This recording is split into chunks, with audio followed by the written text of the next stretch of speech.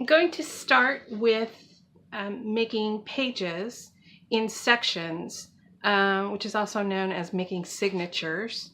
So I have here 2 sheets of white cardstock and also 2 sheets of brown for another book, just to show you that the pages don't necessarily have to be white. You can start with a colored paper just as well. I'm going to split these in half, which is 4 1/4 inches.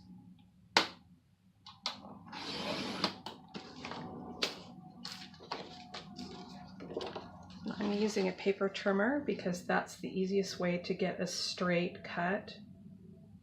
But if you don't have one, you can use a ruler and a craft knife or scissors.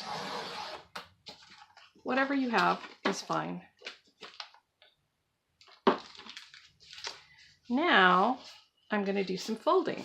I'm going to take each one of these strips and fold it in half. And I don't have a bone folder handy, so I'm just going to use the back end of my scissors, which works just as well. And then I'm going to take each side of this and fold it toward that center fold.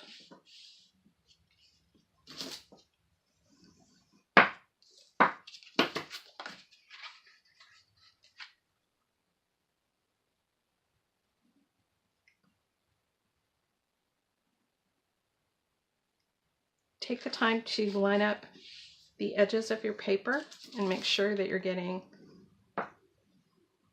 truly something that's folded in quarters. So this is going to make up one signature, and this is 2 sets of journal pages.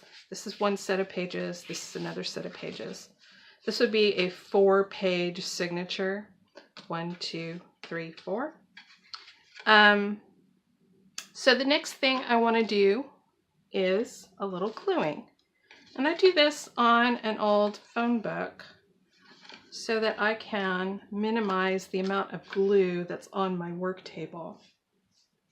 So I'm just going to glue these 2 center sections back to back.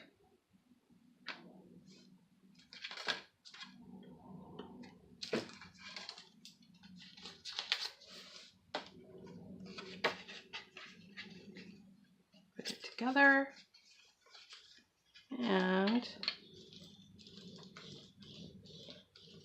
do a little rolling with a brayer to make it nice and flat. And then I'm going to sit this aside to dry and fold up and glue the other 3 pieces. So now I have my 4 signatures, and I'm going to glue them together to make one page block. So what I'm going to do is I'm going to take the 2 single pages on each of these and glue them back to back to create one page.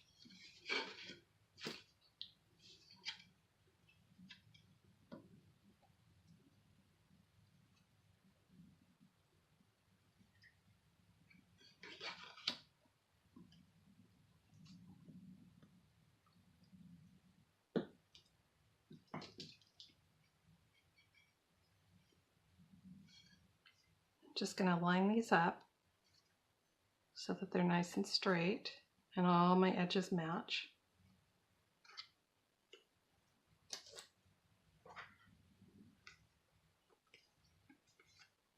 Trying to keep my gluey fingers off the pages so that I don't get smudges all over them. And then I'm going to just do a little roll to make sure I get good contact.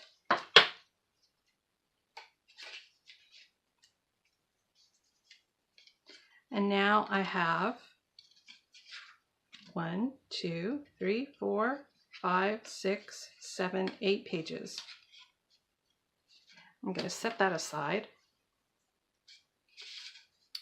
And before I glue these together, I just wanted to mention that if you're interested in doing a journal exchange with a minimum amount of postage and a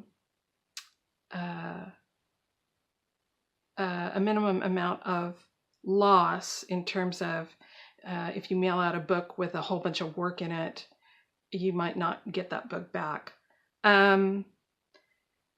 Mailing out one signature of 2 pages to a partner and then having them mail it back to you so that you can then glue it in to your journal is one way to go.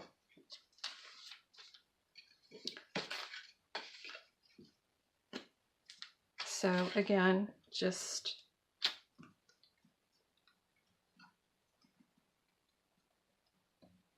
applying glue to each side.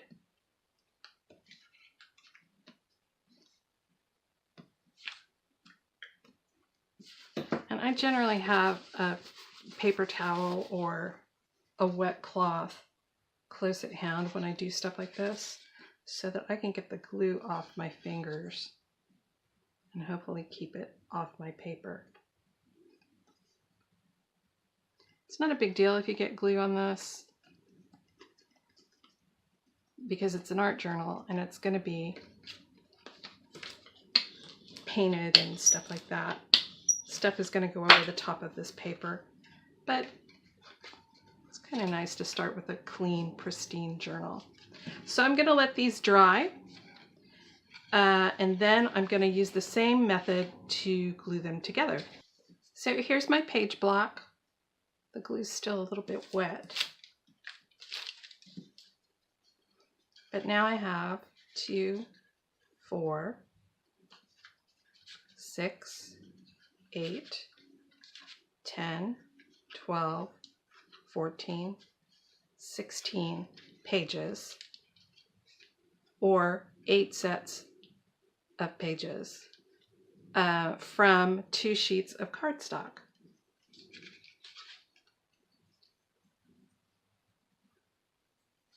Now that I have the pages finished, it's time to work on covers, and I've already cut my chipboard. I used some chipboard that I purchased that's a little heavier than most cereal boxes, but you could definitely use any kind of food packaging that you have. Boxes of frozen foods or from your cupboard, like cereal boxes. It doesn't matter. Just something that's a little sturdier than cardstock, so that you have a cover that protects your pages.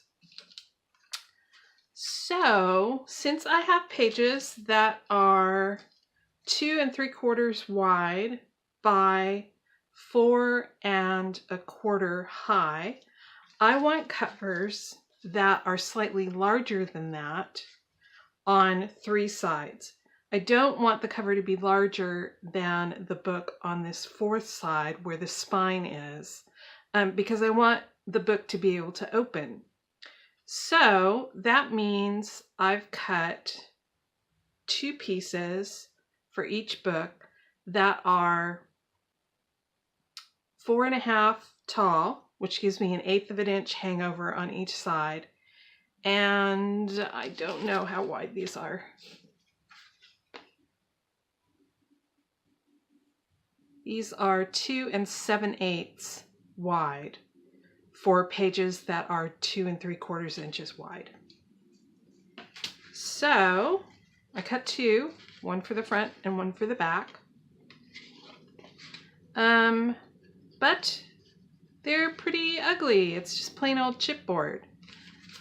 So I grabbed one of my pretty handmade papers, and I'm going to use that to cover my front and back covers.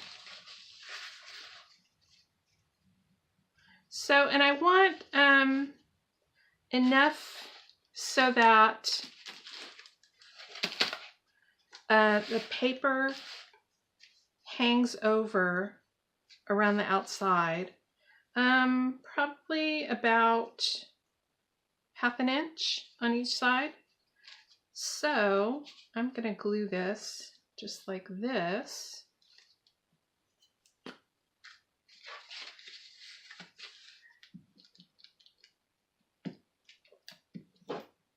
Get it good and gluey all the way around.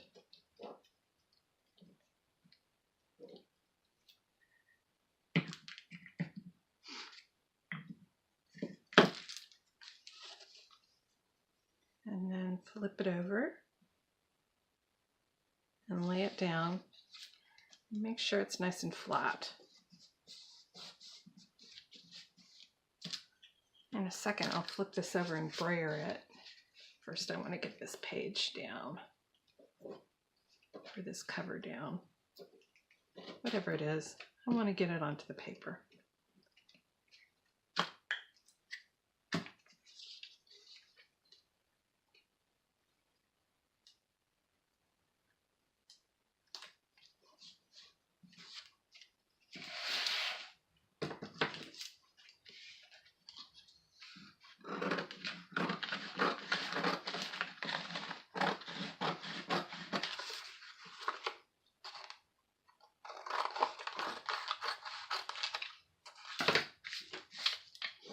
Now I can brayer it and make sure it gets nice and flat.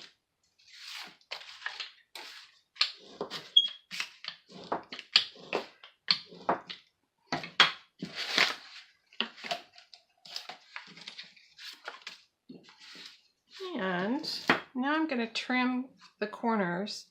And the key to getting really good mitered corners is that you want to leave just a tiny bit of paper hanging out from the corner. In general, the height of the board is the same as the distance from the corner that you cut. So I just want to leave a tiny bit.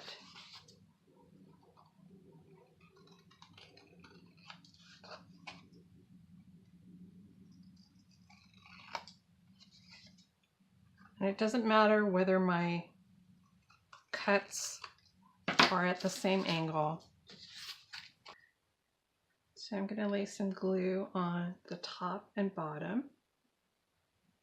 And you can do this either way, top and bottom or the two sides first. And then you want to fold it over and make sure you get a nice hard fold, that there's no excess. And now I'll do the two long sides.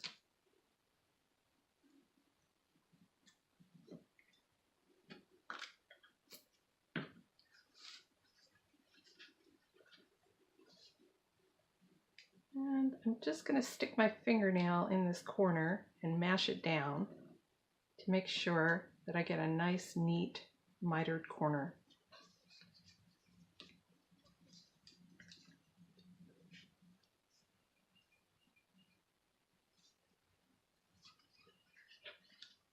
So just do a little mash, just like that.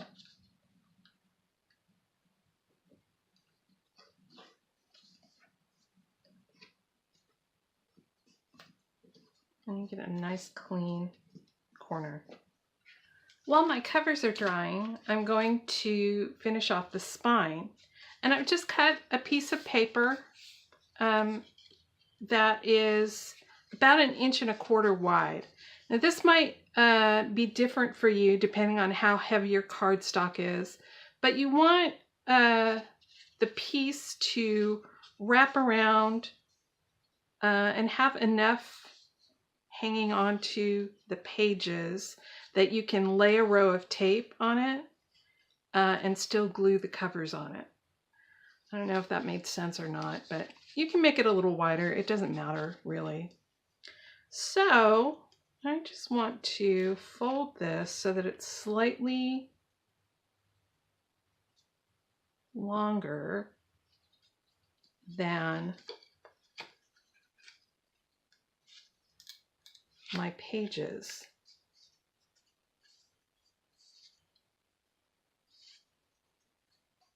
Not a lot longer, just a little.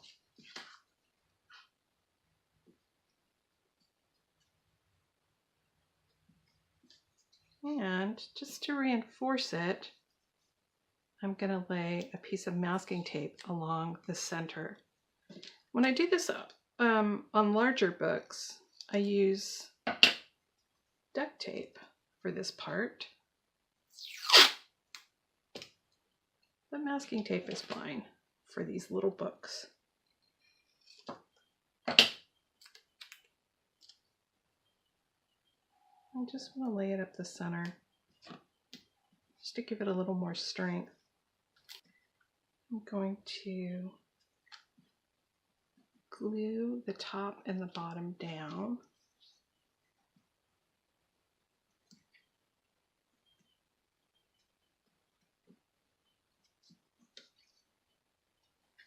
Now, while the glue is still a little damp, I'm going to wrap the spine around so that it curves gracefully without crinkling the paper. So if you let it dry flat, the top and the bottom will tend to crinkle just a little bit. So now I'm going to attach it.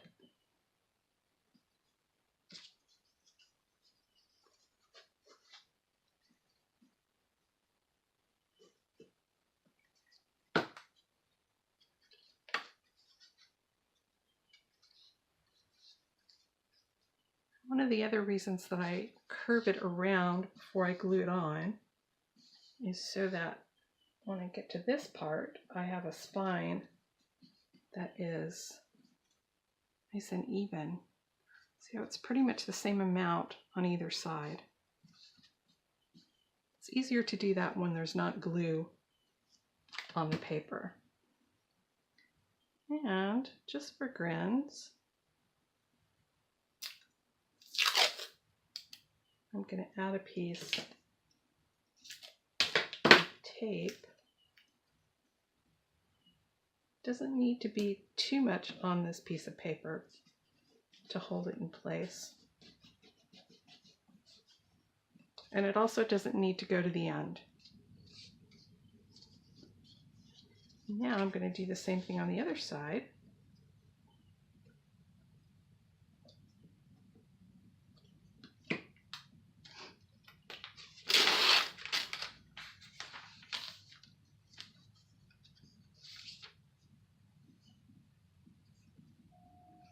And this can be a little loose along the edge. You can leave just a tiny bit if you want to, or you can snug it right up against the pages. Designer's choice. If you make a few of these, you'll learn which of those options looks right to you.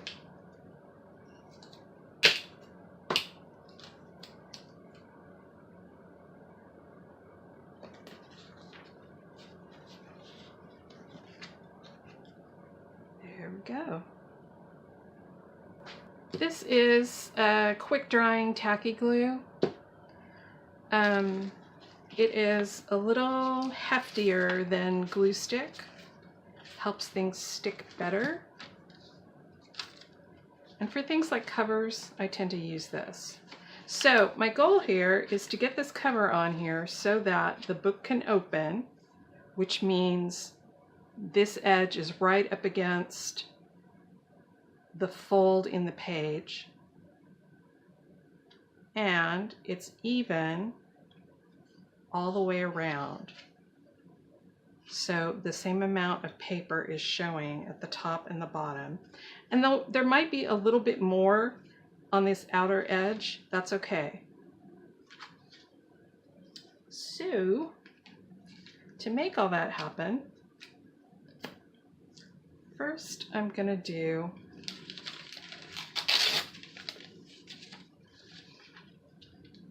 this. And I'm going to run this all the way out to the edge of the masking tape, but not any further.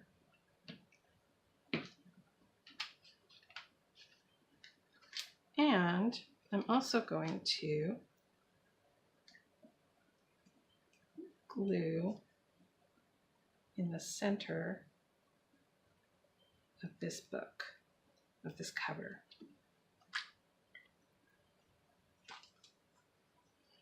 Then I'm going to do a line of glue close to the edge and a square of glue that's not too close to the edge. So what I'm doing is, this is going to be the edge that goes up against the spine, and this is going to be the side that goes onto that front page. Did that make any sense?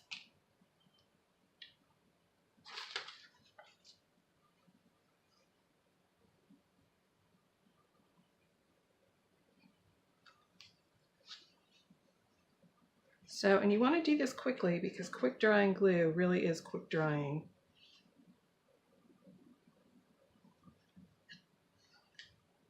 So what I'm doing right now is I'm watching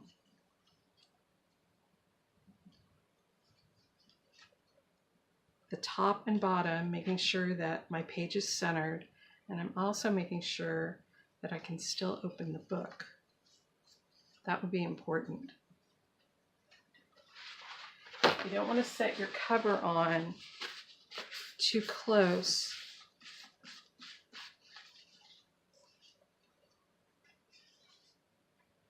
to this outside edge, otherwise the book won't open. So it's helpful to do this while it's open and then close it and make sure that you have something that is aesthetically pleasing.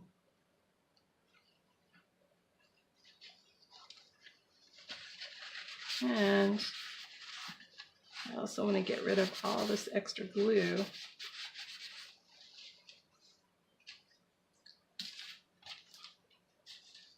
That was fun. And now I get to do that again. Here are my finished journals. Each one has enough space for 8 double-page journal spreads, which for me is the perfect size. It's not so much that I'm going to get bored. If I want to do a single theme, that's plenty to explore it. And it's not so few that you can't get a good flow going. But if it's too few for you, I did want to mention that you can add on as many pages as you want, as many signatures as you want. You'll always end up with even number of pages because each signature is 2 spreads.